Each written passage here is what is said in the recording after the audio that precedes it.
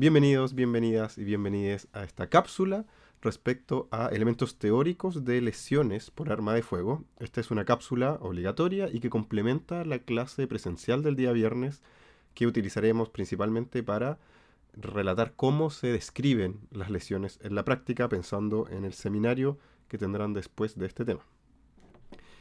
Lo primero que quería comentarles respecto a la teoría de las lesiones por arma de fuego es que existen distintos tipos de armas de fuego y estas características de cada una de ellas hace que las lesiones que uno pueda encontrar sobre el cuerpo de una persona sean diferentes. ¿Ok? No vamos a entrar en detalle en lo específico de las armas, simplemente comentarles que hay dos grandes grupos de armas de fuego, una manera de clasificarlas, y son aquellas que tienen el ánima rayada, ¿ya? O el ánima lisa, ¿ya? El ánima se le llama a la cara interna del cañón, ¿no es cierto? La cara interna del tubo por el que sale el proyectil, que en el caso de las pistolas, que son las que tenemos ahora en pantalla, y de los fusiles, que son las dos que están en la imagen superior en esta diapositiva, son aquellas que tienen una espiral tallada al interior de la cara interna de este cañón, ¿ya? Este ánima que se llama esta espiral lo que hace es que hace que el proyectil salga girando desde el cañón y eso le da cierta estabilidad y tiene una utilidad balística, digamos, desde el punto de vista de la ingeniería. Pero para nosotros en medicina esto es relevante porque determina las características que tienen este tipo de lesiones o las lesiones provocadas por este tipo de proyectil sobre la superficie corporal, ¿ya? A diferencia de las armas de fuego con un ánima lisa como la que está en la imagen inferior en esta diapositiva, que es una escopeta, ¿ya? La cual no tiene el ánima rayada, por lo que sus proyectiles no salen disparados con esta rotación axial que sí presentan las pistolas, los fusiles y las carabinas, ¿ya? Que son, aquí tenemos todas pistolas de distintos tipos, automáticas, semiautomáticas, ¿no es cierto? De un solo proyectil o de carga múltiple, ¿no es cierto? Aquí en la imagen de arriba está la más grande, que es un fusil, y abajo de ella una carabina. Y la imagen inferior, en este caso, es una escopeta, ¿ya? La gran diferencia entre todas estas armas también es que tanto pistolas, que están acá, como fusiles y carabinas, disparan un proyectil a la vez, ¿ya? Que son las llamadas balas. A diferencia de las escopetas, que es la que está aquí abajo, que disparan cartuchos de perdigones, ¿ya? De proyectiles esféricos. Son pelotas de plomo, ¿ya? Y dependiendo de la munición, la cantidad de estos perdigones puede variar, desde varias decenas, ¿ya? Hasta un par de unidades, e incluso en algunos casos de armas de caza especial disparan un solo un bolón de plomo, digamos, ya un solo perdigón grande.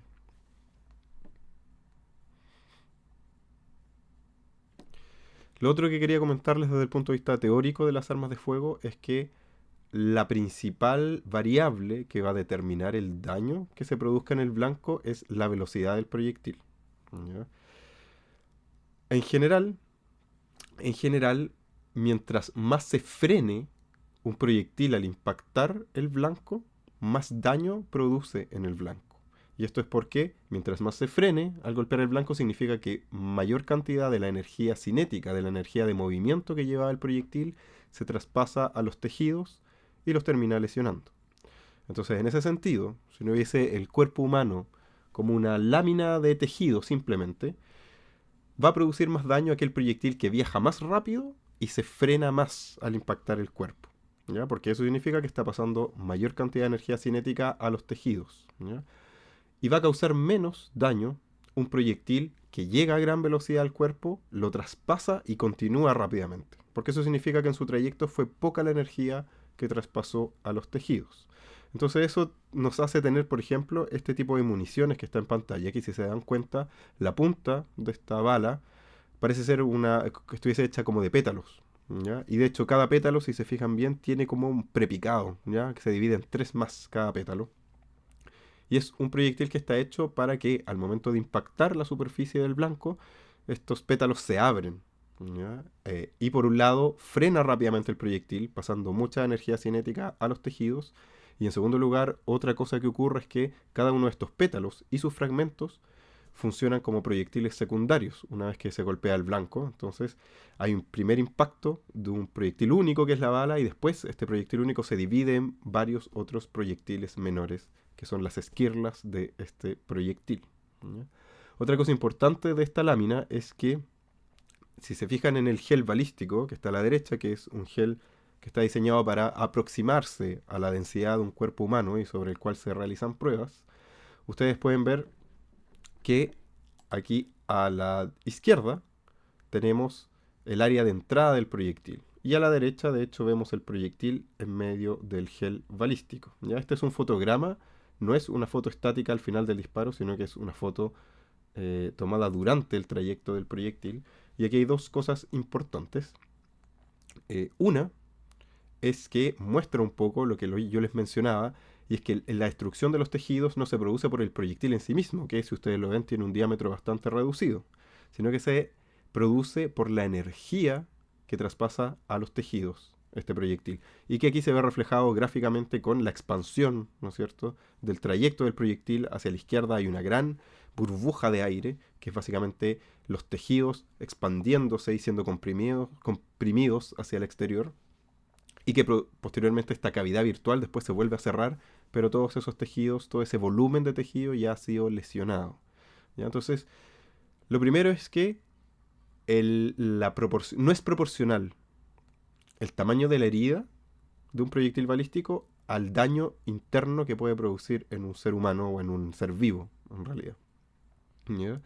Entonces, incluso si el trayecto de un proyectil no pasa directamente por un órgano vital o por un órgano de importancia, ese órgano de todas maneras puede estar lesionado. Y es lo que pasa habitualmente con los órganos huecos, ¿ya? Como el corazón, los pulmones, ¿ya?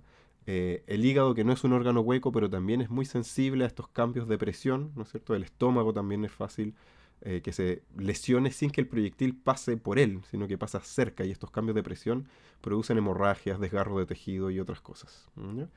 Entonces ese es el primer concepto, que el daño en los tejidos no es proporcional al diámetro del proyectil. Tiene que ver más con esta cavidad virtual que se genera y que mientras mayor energía cinética se pase al objetivo, mayor va a ser esta cavidad virtual. ¿Okay? Esa es la primera cosa. Y la segunda cosa que nos sirve este gel balístico es que mucha gente cree que los proyectiles, dentro de la clasificación del tipo de heridas que produce, que me imagino que lo van a ver con el doctor Cayú en la primera clase de lesionología general este día viernes, mucha gente tiene la idea de que los proyectiles balísticos son lesiones de tipo punzante, porque lo asimilan a algo pequeño con punta y que entra al cuerpo. Y la verdad es que no es así. ¿Ya? Las lesiones por arma de fuego son lesiones contusas, ¿ya? Y esto tiene que ver un poco con cómo se aplica o cómo se distribuye la energía sobre el blanco. Las lesiones punzantes son aquellas que se concentran en la punta de un objetivo con capacidad de penetrar, digamos, de punzar, y que se lesiona exclusivamente el trayecto por donde pasa ese objeto. Estamos hablando, por ejemplo, el ejemplo clásico es una herida con un destornillador que se clava en o un clavo, ¿no es cierto?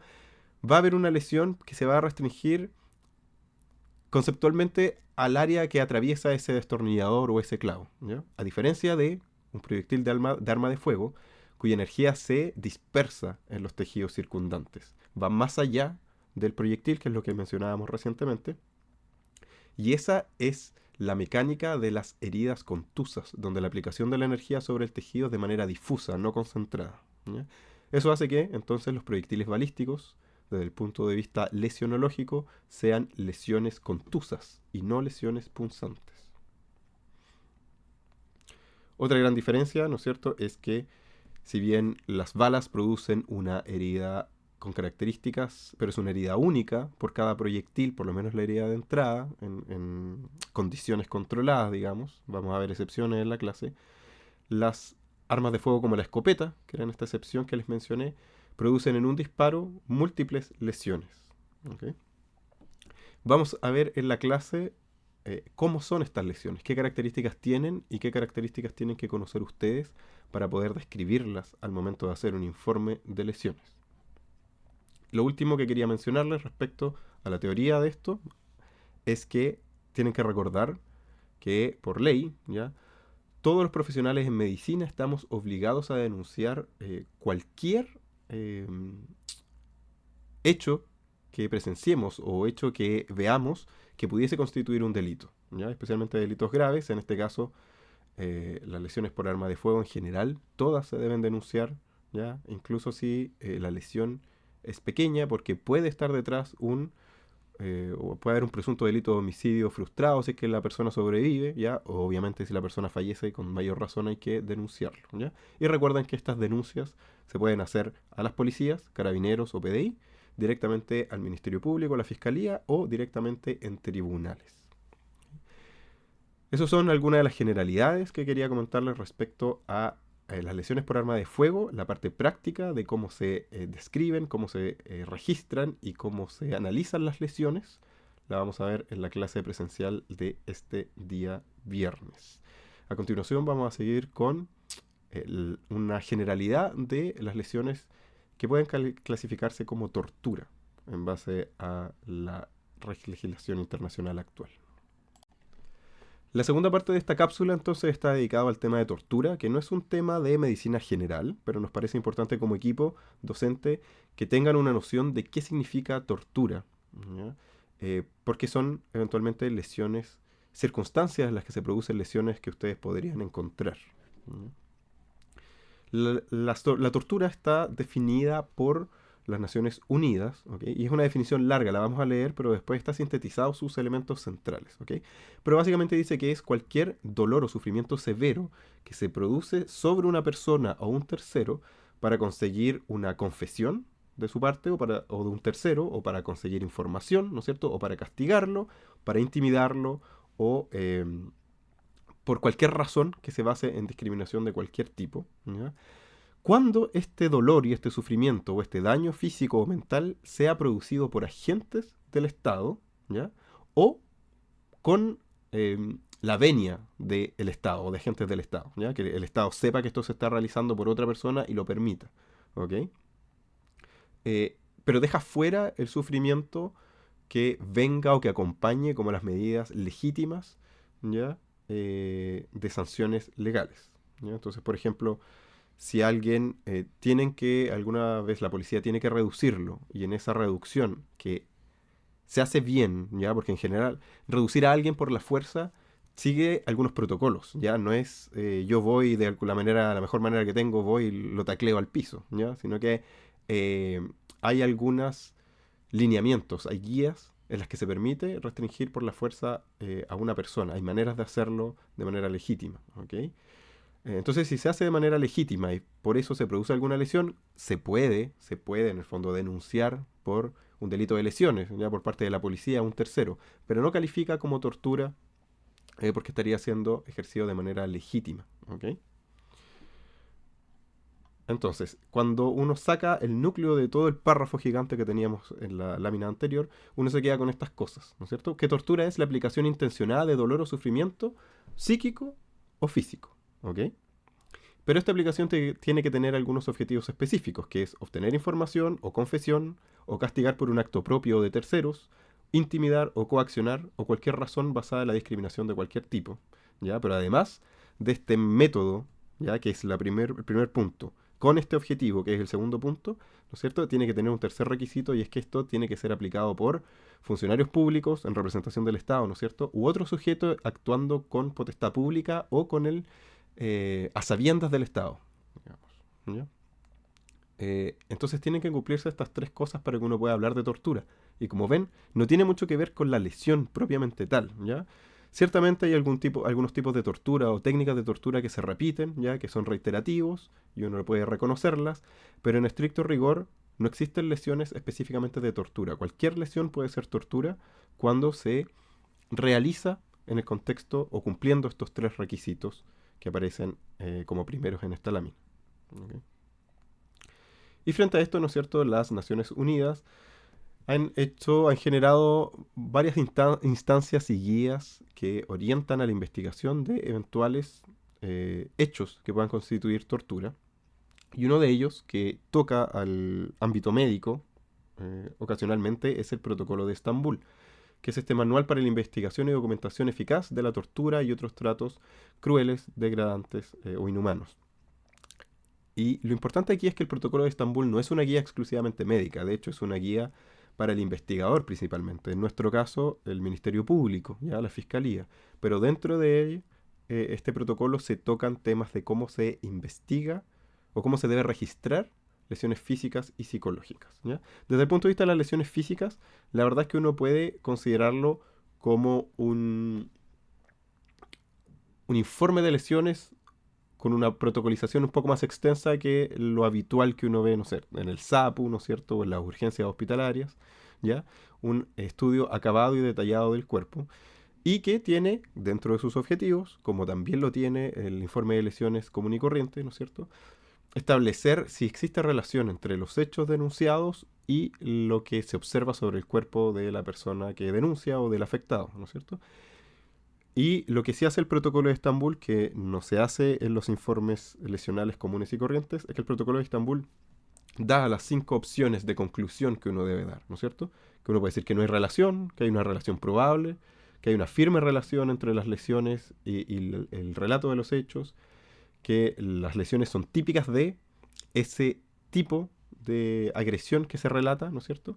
O que se da un diagnóstico. O sea, que lo que yo veo es diagnóstico y completamente compatible, em, excluyendo otros tipos de agresión, según lo que se relata. ¿Ok? Respecto a las lesiones psicológicas, este es un área que la lesionología común, ¿no es cierto?, no abarca, porque en nuestro Código Penal los delitos de lesiones, que finalmente a lo que decanta todo el tema del informe de lesiones, es eminentemente físico, ¿ya? No protege la integridad psicológica el delito de lesiones, ¿ya? Puede estar cubierto por otros delitos, pero no así el delito de lesiones, ¿ya?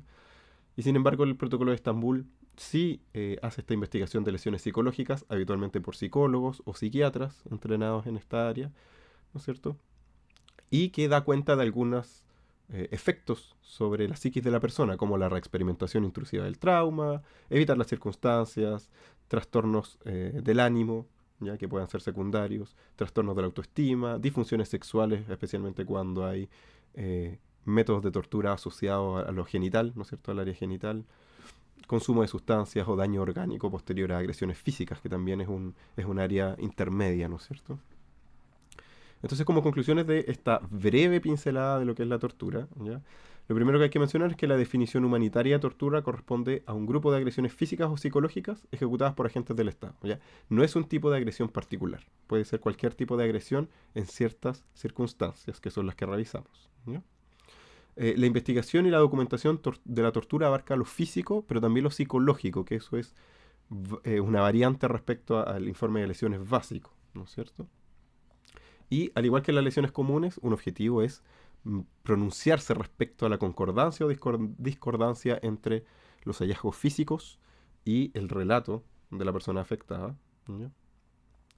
Eh, y es importante en estos casos que el médico registre no solo la parte, los hallazgos físicos o los hallazgos puntuales del examen, sino que intente relacionarlo especialmente en el área de las lesiones psíquicas, en la temporalidad, ¿ya? De si este trastorno psíquico se produjo posterior o alrededor del periodo donde se denuncian estos hechos que podrían ser constitutivos de tortura.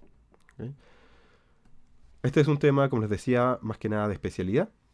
Esperamos que con esto les quede por lo menos claro qué es tortura cuando uno habla de tortura, y que aquellos que tengan inquietud pueden profundizar más, especialmente en el protocolo de Estambul, que entrega algunas definiciones que van más allá del mero examen físico y psíquico que puede realizar el médico. Con esto damos por finalizado entonces esta cápsula de elementos teóricos de lesionología especial.